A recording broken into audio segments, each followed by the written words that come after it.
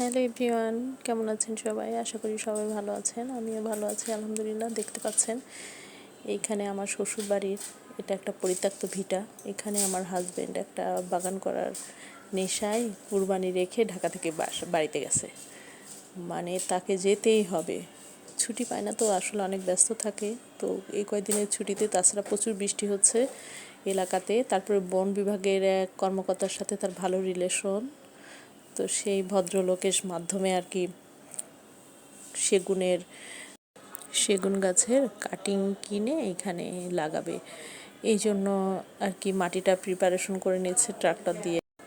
এই সম্পূর্ণ কাজটাই কন্ট্রাক্টে করাচ্ছে তারাই। গাছ এনে মানে কাটিংটা এনে আর কি জমিতে লাগিয়ে দেবে, তারপরে আর কি পরিচর্যা কোথায় কি করতে হবে সেটা তারা বলবে। তো যাই হোক, জমির মাটি প্রিপেয়ার করা, এই জন্য ট্রাক্টর দিয়েই সব কিছু কমপ্লিট করছে।